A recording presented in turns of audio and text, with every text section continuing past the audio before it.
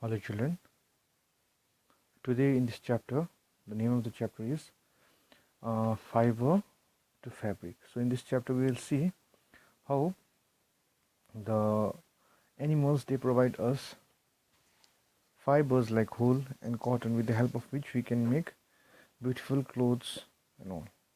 So as you can see in the diagram, we will be discussing about these animals out here, as you can see, who provide us with who provide us with wool, from which we can make different clothes and all. So basically here you can see there are sheep, yak, llama, Angora goat, Kashmiri goat, and Angora rabbit. So as you can see in the picture, in the body they have different kinds of wool. So what usually happens, so people they start collecting the wool from their bodies, and with the help of various process, that's how they finally make the wool from which clothes are made. Now the animals which you have here, what is given that what are the things that can be obtained. So as you can see, the Angora goat, it provides us with white wool. The hair obtained from undercoat of camel is extremely soft. Kashmiri is the wool obtained from Kashmiri goat. So here all the things are given to us. Now the question arises, what is the unique property of the wool which we need to know? So the property of wool are given. So you will be noticing that any garments, any article made out of wool does not crinkle. So that means if you try to crush that article made out of wool, it will again get back to its original shape. So that means if you are suppose if it gets crushed, sometimes it might happen that you are keeping the clothes in some places and it might get crushed. So basically things made of wool does not have that chance.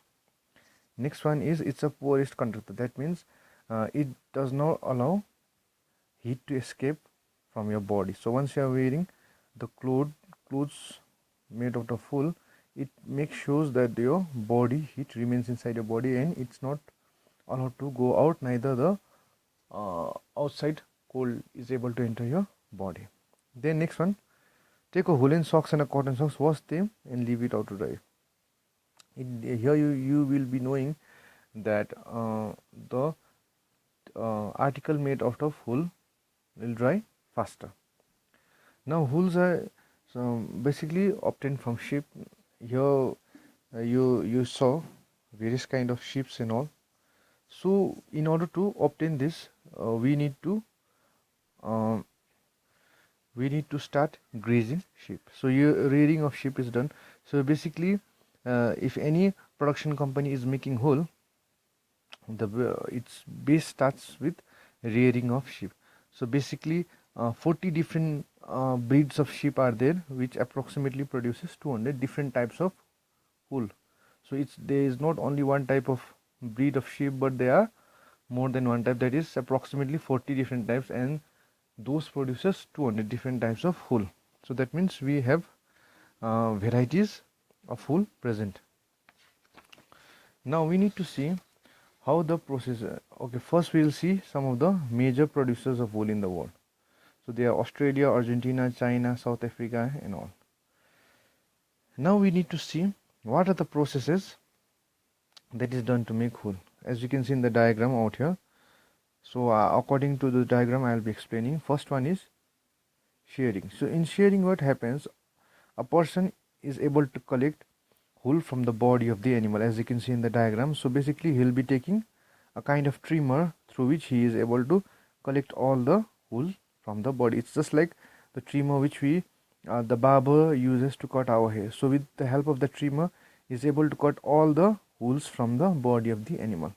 Then second one is scoring. So in scoring, what it does, the wool which is collected, it is soaked into the water, which is usually made with detergents, in order to remove all the impurities and dust present in the wool.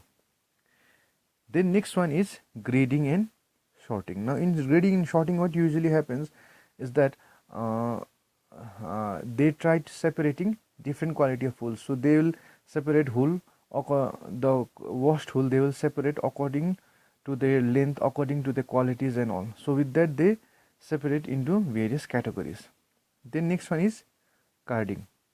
So in carding, what it's done, as you can see in the diagram out here, the wool is taken and some kind of machine, they are converted into a rope like structure, as you can see here. This process is known as carding.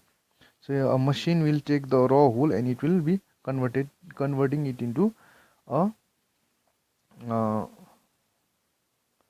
rope like substance, which is known as a slivers.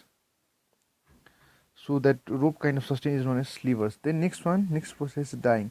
So in dyeing, usually what happens, the natural wool which is taken, they are colored. So we find that usually the color of the wool of the goats are white, brown and black. So silver dyed, the slivers are dyed to get wool fiber of various colors. So with the help of this, various colors are given to the wool. And finally we have yarn making. Now the rope like structure, they are converted with this spinning processes into yarn. Now yarn are the woolen balls, as you can see out here, the last diagram, this is known as yarn. So usually this kind of yarns you can find in shops. So that's how we get